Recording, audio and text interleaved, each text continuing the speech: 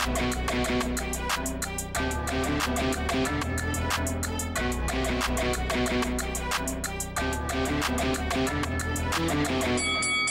guys, welcome to Boxing Squared for boxing news and views from around the internet.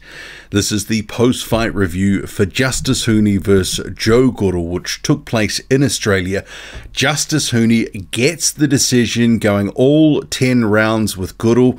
He got it on the cards 100-90, 98-92, 98-93, and slightly comically, the referee raised his hand before the announcer had even said it. But this was one of these very fun fights. It was a slugfest. Both these guys going hammer and tongs, but it was also one of those fights where you just heard the scores, but it was actually competitive, and one guy was just getting the better of the action pretty much in most rounds, and that was Justis Huni. So on display was his full skill set. So remember, he'd been out of the ring for a year. So he'd injured his hands a year ago. He'd had a number of fights in the lead up to what would have been the Olympics. So he's been out. There was also meant to be a return start of this year. There was COVID. So he comes in here against Goodall. Both these guys heading into this one undefeated. But we had question marks about Joe Goodall. Obviously, he hadn't really fought anyone, and while they were sort of building this, the promoters building this up something chronic, the tagline undisputed undefeated, and saying it was the biggest fight in Australian heavyweight history, you had combined about 15 fights between them, and these guys have not fought on anything approaching the world level. But this fight really caught fire early on, because right from the get-go, Joe Goodall came forward, he was pressing forward, and Justis Huni, after about a minute of having a look, really started to warm into it. So really starting to piece up Joe Goodall to body and head. The body attack, especially early on, was pretty brutal. The first couple of rounds, I think there was a stat after 2 rounds, he'd landed something like 27 body punches. And Joe Goodall, though, he was having success of his own, and this might have seemed by the scorecards to be one of those fights, as I said, where it looked lopsided, but he landed a lot of shots, and while the final punch stats of landed punches was something like just under 200 punches for Huni, Goodall also landed 140 odd punches. And the right hand in particular, he found a home for it. And that was a punch he could have and should have thrown a little bit more in the fight. Sometimes he was guilty in this fight of waiting for Huni to get off first. And there were right hand opportunities at different points where he didn't take them. But these guys, the first 5 rounds in particular, it was crazy.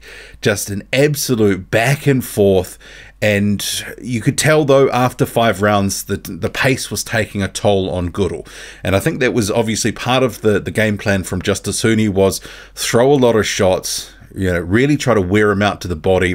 And he was hitting him with the kitchen sink as well. And we'll come to Justis Huni and the what next, and the few issues that I can sort of foresee at this point in his career, because power is one of them, the lack thereof. But Huni was landing everything. Uppercuts, hooks, the counter right hand was money for Huni, and stiff jabs. But Joe Goodall was, especially in the early rounds, basically just eating it for fun. It just sort of seemed to be like, okay, I'm going to walk through these punches to try get away my work. So the style matchup here ended up being a really good one, and it meshed quite well. Wasn't sure how this would sort of pan out ahead of the fight, but Goodall said ahead of the fight he was going to try to knock out Justis Huni. He really tried to knock out Huni, and vice versa. Both these guys letting their hands go with wanton abandon, just absolutely going for it. There would be stretches where it was just like an absolute brawl. So I really enjoyed this fight.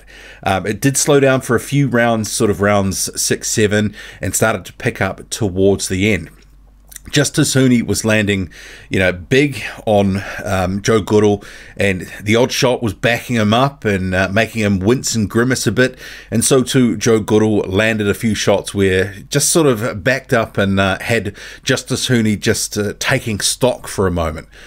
But ultimately, this one goes the distance. Justis Huni picks up a slew of minor titles, and the commentary team was talking about world ranking to be inbound, all this sort of stuff as a result of this fight. There was a WBC trinket on the line. There were some other things as well.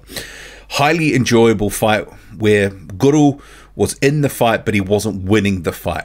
So I think he will maybe look at those cards and think, for the effort that he put in, it doesn't reflect, what he did in there. And yeah, as I say, a little bit guilty of waiting. He probably could have been working with the right hand, especially when he was in the clinch. There were sometimes chopping right hands available. But, some of the work Huni was getting away and sapping Goodall, especially those body shots, sometimes in the clinch, you could tell that he just needed that break.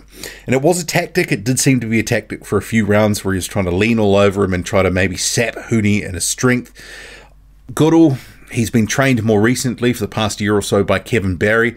I think from earlier fights that I've seen, he's an improved fighter.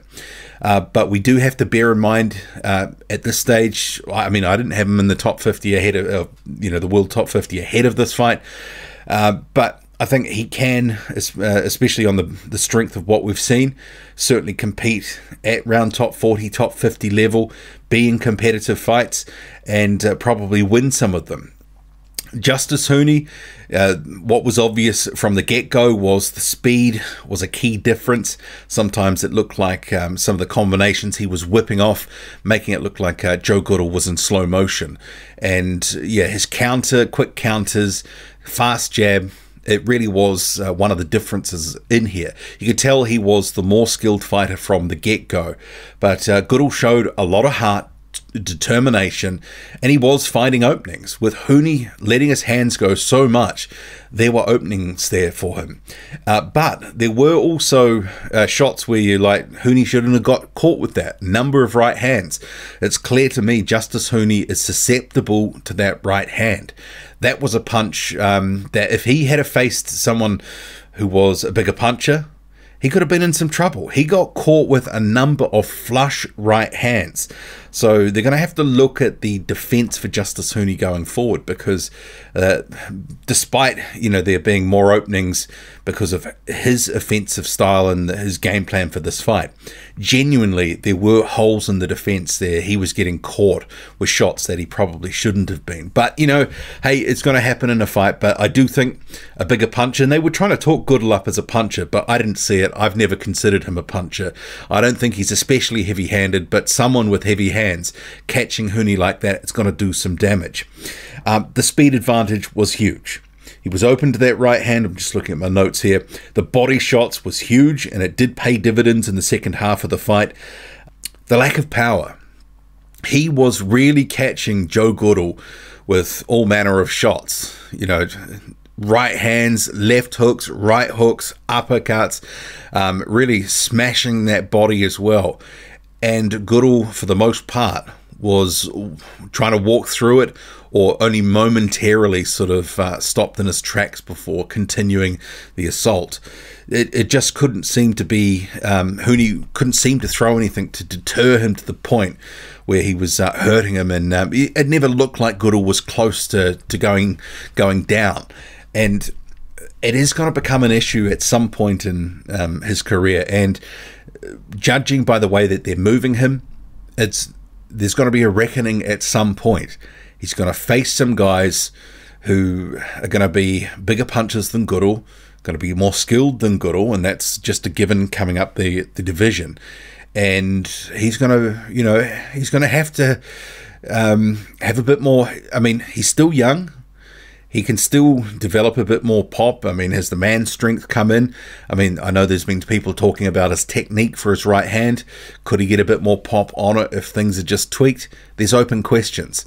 But if he can't keep guys off him, and he's landing flush shots, and this is against lower tier guys like Joe Goodall, there are questions about what's going to happen at the higher level. And also, as I mentioned, the defense. Sure, sometimes he looks slick and slipping shots, and there are a few flashy moves, that sort of stuff. But he was also, like I say, getting caught with a lot of shots. And I do wonder, they were talking this up as this massive fight and really pushing it, a big promotion for this in Australia. quite a few empty seats in that venue, and it wasn't a huge venue. So I do wonder about, you know, if he's really catching on with the public in the way that we're being told by the promoters that he is. This fight in New Zealand, where I'm not in Australia, it was on Sky Sports in New Zealand, but it wasn't on pay-per-view. Some of the early ones, like the versus Paul Gallen, was pay-per-view. So clearly it's a horses for courses situation elsewhere if it's going to be a pay-per-view event. It was pay-per-view in Australia, as I understand it. I was glad I didn't have to pay. It just came as part of the subscription, etc. But I do wonder, especially with the year out, the momentum's probably slowed. I mean, Huni, is he a household name? Probably not quite. He has had some buzz before from the Gallen performance, but probably not everyone was following that either in Australia. So he would have got some shine from that, but a year out, and there were quite a few empty seats. So I'll be interested to see how they try to move him, because his promoter, Dean Lonergan, was part of Duco events with David Higgins, and he seemingly is trying to do the same model that they did with Joseph Parker, and the way that they built Parker. But Parker caught fire with the New Zealand public and also the Australian public. I mean, they had Parker on these terrible pay-per-views against crappy opponents, and people were paying for it. They're trying to seemingly model Huni in his early career, do the same things, and maybe it's not quite working as well. I mean, Parker used to pack out stadiums, and it was the hottest ticket in town sort of thing. Didn't see that with this, you know, all those empty seats there. But, you know, he's still young, still developing, still building a profile. It's not to say that he can't build his fan base even more, but questions as well. But it was good to see him back after a year. It's been a while. Anyway, if you caught this fight, what do you make of it? If you didn't, what do you make of the report, and how, you know, my take on where he's at and where he can go? I mean, the interesting question is what next? They've been moving him quite quickly. 6-0 now, but facing guys that, you know, Goodall's more of a sort of 10-0, 12-0 type opponent. Do they just need to sort of, you know, level out for now? Get him those rounds, some seasoning. Or either, you know, hit the button and try get him into something big sooner than otherwise would normally be the case. Drop a comment loud and often. Hit like, hit subscribe, follow me on Twitter, boxing_squared. I'm out.